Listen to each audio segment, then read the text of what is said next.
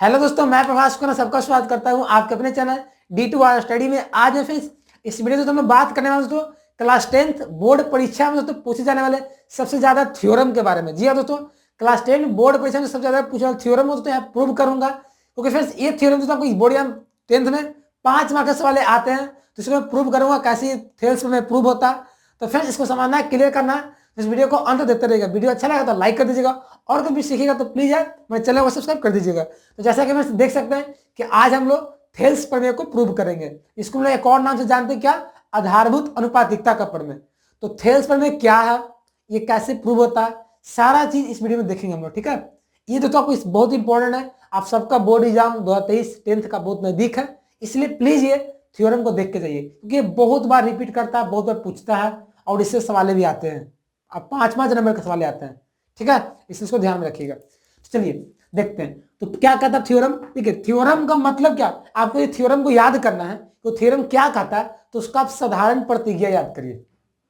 साधारण प्रतिज्ञा वही आपका थ्योरम मान लीजिए है। इसका साधारण प्रतिज्ञा क्या कहता है, थेल्स प्रमेय का। थेल्स जानते होंगे, थेल्स क्या थे? एक दार्शनिक थे, एक मैथमेटिशियन थे, है ना। तो उन्हीं के समय में थेल्स में रखा गया। तो क्या कहता भाई कि यदि किसी त्रिभुज के एक भुजा के समानांतर रेखा खींचा जाए तो वह रेखा अन्य दो भुजाओं को एक ही अनुपात में बांटती है या समान अनुपात में बांटती है। 11 में पूछा, 15 में पूछा, 16 में पूछा, 17 में पूछा। अब भाई इसको कैसे बनाएंगे, देखिए। अब दोस्तों आपको थ्योरम बनाना है ना, तो उसके पहले आपको फिगर बनाना पड़ेगा। तो फिगर कहां से बनेगा, तो फिगर फिर आपको साधारण प्रतिज्ञा को देखकर बनाना पड़ेगा। देखिए जैसे से बोलेगा फ्रेंड्स वैसे से आपको फिगर बनाना है, तो आपका थ्योरम बहुत आसान हो जाएगा, आपका 75% हो जाएगा फिगर से। देखिए पहले त्रिभुज का चर्चा किया कि किसी त्रिभुज, तो मान लीजिए मैं त्रिभुज पार लेता हूं,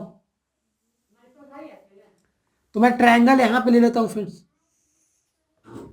ट्रायंगल का मैं नाम ले लेता हूं दोस्तों ए बी और सी। और उसके बाद दोस्तों क्या बोला है कि त्रिभुज के एक भुजा के समानांतर एक रेखा खींचा जाता है, यानी कि बीसी भुजा है, उसके दोस्तों मान लीजिए समानांतर में एक रेखा खींच दिया, है ना, डी। देखिए जैसे से बोल रहा है ना, मैं वैसे से कर रहा हूं, कोई अपने मन से नहीं कर रहा हूं। खींच जाए तो वह रेखा अन्य दो भुजाओं यानी कि ए बी को और ए सी को समान अनुपात में बांटती है। बांटती मतलब एडी बटा डीवी बराबर ए बटा ई सी। ये जो रेखा देख रहे हैं, डी पे काटा है, ई पे काटा है, तो इसका रेशियो और इसका बराबर होगा। ये हमको प्रूव करके लाना है, एडी बटा डीवी बराबर ए बटा ई सी प्रूव करके लाना है। अब कैसे प्रूव करके आए, देखिए। अब हम सब जानते हैं कि थ्योरम को प्रूव करने का कोई स्टेप होता है। स्टेप क्या होता है, एसपी दिल से रो पड़ा, मतलब सबसे पहले साधारण प्रतिज्ञा, दिल मतलब दिया हुआ, से मतलब सिद्ध करना है, और रो पड़ा, रो मतलब रचना, और प्री मतलब प्रमाण या उत्पत्ति। ये आपको लिखना पड़ेगा, तो आपको फुल मार्क्स मिलेंगे। हाँ, तो देखिए मैं क्या लिखूंगा, एसपी साधारण प्रतिज्ञा हो गया। अब क्या लिखेंगे हम, दिया हुआ। तो दिया हुआ जो हमारा दिया हुआ है उसको लिख देते हैं, मैं लिख देता हूं यहां पे दिया हुआ। दिया हुआ में क्या लिखेंगे, जो जो आपको फिगर में दिख रहा है उसको लिख डालिए, बस कुछ नहीं करना। तो क्या लिखेंगे, तो ए बी सी एक त्रिभुज है, क्या लिखेंगे, ए बी सी एक, ए बी सी क्या है, ट्रायंगल है, जिसमें आपका क्या दिया गया भाई, प्रश्न में ही बोल दिया कि एक भुजा जो समानांतर है इसका, तो बीसी समानांतर डी, जिसमें बीसी समानांतर डी। ये दोस्तों पैरेलल का सिंबल होता है। मुझे पता है कि आप लोग क्लास 9th में थ्योरम पढ़े, बच्चे नहीं भी पढ़ते, बोरिंग लगता है, आपको कुछ छूट गया होगा, बट मैं आपको क्लियर करा देता हूँ, ठीक है, क्योंकि मुझे थ्योरम से बहुत लगाव रहता है। देखेंगे मेरे चैनल पे थ्योरम बहुत ज्यादा ही है, मैंने तो चैनल का फर्स्ट स्टार्ट थ्योरम से ही किया था, बहुत सारा वीडियो डाल दिया था थ्योरम का। तो थ्योरम कोई हार्ड लगता नहीं है, बस आसान चीज है। आप साधारण प्रतिज्ञा जान गए, उसको पढ़ के फिगर बना लेते हैं भाई, तो आपका पूरा आसान हो जाएगा। थ्योरम हार्ड चीज नहीं है। ये मैं लिख दिया। अब दिल से के बाद सिद्ध करना होता है। तो सिद्ध करना भाई क्या है, जो आपको सिद्ध करना में है उसको लिख दीजिए।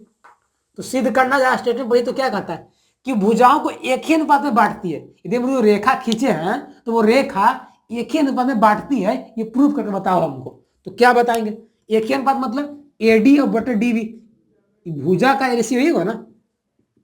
तो एडी बटा डीवी बराबर ए बटा ई सी।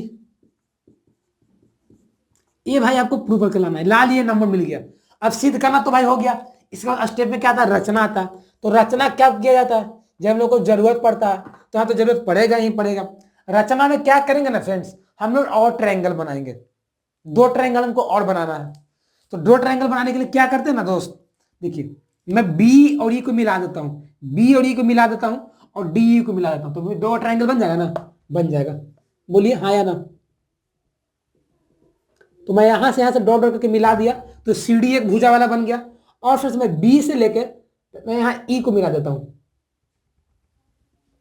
तो फिर यहां से मिला दिया, बी को ई से मिला तो बी बन गया भुजा, और डी को सी से मिला तो सी डी भुजा बन गया। अब देखिएगा फ्रेंड्स, यहां से बी डी एक ट्रायंगल बन गया, सी डी एक ट्रायंगल बन गया, तो मुझे 2 ट्रायंगल बन गया। अब काम खत्म हो गया। और सब जानते हैं कि ट्रायंगल में क्या होता है, 2 चीज होता है। ट्रायंगल का क्षेत्रफल निकालने के लिए क्या होता है, 2 चीज पता है, एक आधार, ऊंचाई पता चल। तो आधार तो पता चल गया आपको कि भाई बी डी ई का आधार ये है, डीबी है, सी डी ई का आधार ईसी है, बट ऊंचाई पता चल रहा है, नहीं पता चल रहा है। तो मैं क्या करूंगा ना दोस्तों, यहां से क्या करूं, इस पे लंब डाल देता हूं, इस पे मैं लंब परपेंडिकुलर जो ऊंचाई का काम करेगा, और फिर डी से लेके मैं ए भुजा या इस एसी पे हम लंब डाल देता हूं जो ऊंचाई का काम करेगा। तो मैं क्या करता हूं ना दोस्तों, ऐसे कर देता हूं, मैं ऐसे करता हूं, यहां से फिर मैं यहां से परपेंडिकुलर डाल दिया, तो ये ऊंचाई का काम करेगा। किसकी ऊंचाई का काम करेगा, सी डी ई का ऊंचाई का काम करेगा। क्यों, क्योंकि ये सी इसके आधार पर डाला गया ना। अब यहां से मैं ई से क्या इस पर लंब डाल देता हूं, है ना, तो यहां से हो जाएगा। अब इसका मान लीजिए मैं इसका एम मान लेता हूं, नाम इसका एन मान लेता हूं। अब हमारा देखिए, अब इसका आधार ही पता हो गया डीबी, इस त्रिभुज का आधार ईसी, और इस डीबी वाला का ऊंचाई हो गया एनी, और इसी वाला भुज इसी आधार वाला त्रिभुज का ऊंचाई हो गया डीएम। तो मुझे सब पता चल गया। अब मैं क्या करूं, कुछ नहीं करना, आप बस क्षेत्रफल निकाल लेना दोनों त्रिभुज का, इसका इसका, और एक ऊपर वाला एडीई का, बस समझा, एक ऊपर वाला त्रिभुज का निकाल लेना। अब निकालिए, आपका आंसर आ जाएगा, प्रूव हो जाएगा। तो मैं क्या करता हूं ना फ्रेंड्स, क्या करता हूं बताइए आप लोग। तो त्रिभुज का मैं क्या करूंगा, क्षेत्रफल निकालूंगा। तो क्षेत्रफल किसका निकालेंगे, कोई भी ट्रायंगल मान लीजिए। तो मैं ट्रायंगल मानता हूं फ्रेंड्स किसका, इसका ए डी ई का निकालता हूं, फिर मैं बी डी ई का निकालूंगा, फिर सी डी का निकालता हूं। ठीक है, तो निकालते हैं, देखिए। चलिए फिर सब लोग क्या करते हैं, अब निकालते हैं क्षेत्रफल। तो रचना में जो लिखे है कर दीजिए, रचना में जो अपने से मन से बनाए हैं, छेड़छाड़ किए हैं, उसको लिख दीजिए। तो मैं क्या लिखूंगा भाई, कि मैं बी को ई से मिलाया और सी को डी से मिलाया। लिख देंगे क्या, बी को ई से मिलाया तथा सी को डी से मिलाया। और क्या छेड़छाड़ किए हैं, एक परपेंडिकुलर आप डाल दिए, किसमें डाले हैं, ईएन परपेंडिकुलर किसपे, एडी पे या एबी मान लीजिए। तो मैं लिख देता हूं ईएन परपेंडिकुलर एडी, कॉमा एक और क्या, डीएम परपेंडिकुलर एई, डीएम परपेंडिकुलर का सिंबल ऐसा होता है, फिर याद कर लीजिएगा, एई पे। ये छेड़छाड़ किए तो मैं इसको लिख दिया हूं, क्या क्या किए। अब भाई आता है उत्पत्ति में या प्रमाण, जो कि आपका मेन पार्ट होता है थ्योरम का। तो मैं क्या करता हूं, अब उत्पत्ति में चलाता हूं। उत्पत्ति देखिए बहुत आसान है, कोई हार्ड, बस मेरे साथ टाइम स्पेंड कर दीजिए, हो जाएगा आपका। अब देखिए क्या करता हूं, अब एक 2 ट्रायंगल तो दिख रहा है। तो सबसे पहले क्या करिए ना फ्रेंड्स, आप लोग ट्रायंगल का यहां से करिए, इसे करिए, यहां पे लिखिए दोस्तों आप लोग क्या, एरिया ऑफ ट्रायंगल, एरिया देखिए ए आर मतलब एरिया लिख दिया हूं, ट्रायंगल ऊपर वाला क्या एडी है, तो मैं ए डी ई लिख देता हूं, बटा एरिया ऑफ ट्रायंगल। ये दोस्तों देखिए एडी था फ्रेंड्स, तो एडी में दोस्तों क्या करता हूं ना, एडी है और मैं लेता अभी इस डी बी ई लेता हूं, एडी का ले लिया, 2 बन रहा है ना, एक डीबी एक सीडी है, तो मैं डीबी का लेता हूं बटा में को, और अगला बार मैं क्या लूंगा, सीडी को ले लूंगा, तो डीबी। अब दोनों का क्षेत्रफल का रेशियो कर दीजिए। तो क्या करेंगे रेशियो, एरिया ऑफ एडी, तो एडी का क्षेत्रफल निकाल लिया, आपको आता त्रिभुज का फॉर्मूला निकालना था। क्षेत्रफल कैसे निकलता है, 1/2 आधार गुना ऊंचाई। तो त्रिभुज एडी का क्षेत्रफल कैसे निकलेगा, 1/2 आधार। तो ए डी ई त्रिभुज जो है उसका आधार मान लीजिए एडी है, तो मान लीजिए एडी गुना ऊंचाई क्या फ्रेंड्स, मान लीजिए एडी इसका आधार है, तो ऊंचाई क्या होता है, आधार पे जो लंब होता है, तो एडी पर लंब क्या है, ईएन, तो इसका ईएन ऊंचाई का काम कर रहा है, इसका हो गया। अब डीबी का क्षेत्रफल निकालना है, फॉर्मूला क्या हुआ, 1/2 आधार। तो डीबी का आधार क्या है, डी बी ई का आधार डीबी हो जाएगा, तो मैं बटा में डीबी लिख देता हूं, गुना इसका, इसके लिए ऊंचाई का काम क्या करेगा, देखिए तो डी बी ई है ना, डी बी ई, तो ई से यहाँ परपेंडिकुलर इसमें डाला गया ना, तो ई एन ही इसका भी आधार का ऊंचाई का काम करेगा। अब क्यों कर रहा है पता, आपको जियोमेट्री में अंदर जाना पड़ जाएगा वहां पे, लेकिन पॉसिबल अभी है नहीं बताता हूँ क्या होता। जब किसी त्रिभुज के आधार को आप आगे बढ़ा दीजिएगा ना, अब बढ़ा के सब परपेंडिकुलर डालिएगा ना, तो उसका भी ऊंचाई वही काम करता है। जैसे मान लीजिए मैं ऐसे ले लेता हूँ ट्रायंगल, है ना, अब मैं इसको मान लीजिए ऐसे करता हूँ, देखिए अब मैं यहाँ पे इसको ऐसे से बढ़ा दिया और यहाँ से मान लीजिए परपेंडिकुलर डाल दिया, है ना, मैं सपोज करिए, तो फ्रेंड्स ये जो परपेंडिकुलर जो है ना, ये परपेंडिकुलर इसका ऊंचाई का काम करेगा। तो उसी से क्या किया गया, ये डीबी जो त्रिभुज है इसको भुजा को आगे बढ़ा के यहाँ पे परपेंडिकुलर डाला गया, तो ईएन भी है ना, ईएन इसका भी ऊंचाई का काम कर रहा है डीबी के लिए, और एडी एडी के तो है यही, क्योंकि एडी के भुजा पर डाला गया, ये हो गया। अब इसको देखिए काट छाट करिए तो कटेगा, ये कट जाएगा, ये कट जाएगा, तो आपका आंसर क्या जाएगा, एडी बटा डीबी। आप लिख दीजिए, चूंकि एरिया ऑफ त्रिभुज एडी बटा एरिया ऑफ त्रिभुज डीबी बराबर एडी बटा डीबी, ये आपका फ्रेंड्स मान आ गया है। किसका मान आ गया, आपका भी एक मान आया है, इक्वेशन इसको फर्स्ट मान लेते हैं। अब क्या करते हैं फ्रेंड्स, अगेन अब वही काम फिर करेंगे फ्रेंड्स, फिर इस बार एडी का निकालेंगे क्षेत्रफल, तो क्या निकलेगा, एरिया ऑफ ट्रायंगल एडी बटा एरिया ऑफ ट्रायंगल, क्या आप फिर से डीबी का काम खत्म हो गया, डीबी का काम खत्म हो गया, अब एडी को निकालेंगे और डी सी या सी डी को निकाल लेंगे, तो नीचे क्या रखेंगे, सी डी ई। अब एडी का क्षेत्रफल कैसे निकलेगा, 1/2 आधार। अब अबरी फिर क्या करेंगे ना, ये जो त्रिभुज है ऊपर ए डी ई, उसका आधार भी ए ही ले लेंगे, अभी सी डी नहीं लेंगे, ए ही लेंगे, क्योंकि हमारा सी डी इस तरफ है, तो मैं ए ही ले लेता हूं, तो आधार क्या जाएगा, ए, और ऊंचाई क्या काम करेगा, ए पे कौन सा परपेंडिकुलर है, डीएम है, तब इसका ऊंचाई क्या करेगा, डीएम काम करेगा। अगला 1/2 सीडी का क्या आधार, तो सीडी का आधार क्या है, सी डी ई का आधार क्या है, ईसी है ना, तो मैं क्या कर दूंगा, ईसी। ऊंचाई क्या काम करेगा, क्या करेगा, देखिए ईसी के आगे बढ़ाया है भुजा, और इस पे लंब क्या है, डीएम है, तो इसका डीएम ऊंचाई का काम करेगा। कटेगा, काट दीजिए, तो ये आपका कट गया, 1/2 डीएम डीएम, तो ये आंसर क्या आ जाएगा आपका, ए बटा ई सी। यहाँ पे दिख रहा है आपको, यहाँ पे ऐसे इसलिए लिख सकता हूँ, एरिया ऑफ ट्रायंगल एडी बटा area of triangle C D बराबर ए बटा ई सी। ये फ्रेंड्स आपका एक आया है, तो इसको तो मान लीजिए दूसरा इक्वेशन मान लीजिए, इसको दूसरा इक्वेशन मान लीजिए। अब आप फ्रेंड्स देखिए, एडी बटा डीबी आ गया, ए बटा ई सी आ गया, आपको लाना क्या है, एडी बटा डीबी बराबर ए बटा ई सी, यानी कि दोनों को बराबर कर देना किसी तरह से, है ना, तो बराबर करते हैं हम लोग। अब देखिए बराबर कैसे होगा, देखिए देखिए फ्रेंड्स, बराबर तो होगा ना ये भी, क्योंकि इधर तो एडी है, इधर एडी है, लेकिन डीबी नीचे डीबी है, इसमें सीडी है, तो किसी तरह से फ्रेंड्स हमारा मान लीजिए डीबी का क्षेत्रफल और सीडी का क्षेत्रफल बराबर हो जाता है, तो हम लोग का ये दोनों इक्वेशन बराबर हो जाएगा, क्योंकि ऊपर तो सेम है एडी, यहाँ ऊपर सेम है एडी, है ना, लेकिन ये नीचे फालतू आदमी सीडी और बीडी फालतू है, ये दोनों बराबर हो जाएगा, तो हमारा इक्वेशन दोनों बराबर हो जाएगा। तो मैं क्या करता हूँ ना फ्रेंड्स, एक थ्योरम होता है, जब फ्रेंड्स क्या होता है, जब दो ट्रायंगल यदि एक ही समानांतर भुजा के अंदर और सेम बेस पे रहता है, तो उसका क्षेत्रफल बराबर होता है। मतलब यहां पे देखा जाए फ्रेंड्स कि डी बी जो त्रिभुज है और यहां डी सी जो त्रिभुज है, दोनों क्या समानांतर भुज है, डी और बीसी के पैरेलल बीच में, है ना भाई, ये दोनों समानांतर है ना, आपको प्रश्न नहीं बोला बीसी समानांतर डी, तो बीसी समानांतर डी, ये दोनों समानांतर रेखा के बीच में। और दोनों का फिर आधार देखिए, ये जो त्रिभुज है, ये जो त्रिभुज है, कौन सा त्रिभुज है, यहां जो त्रिभुज है फ्रेंड्स आपका, ये जो डी,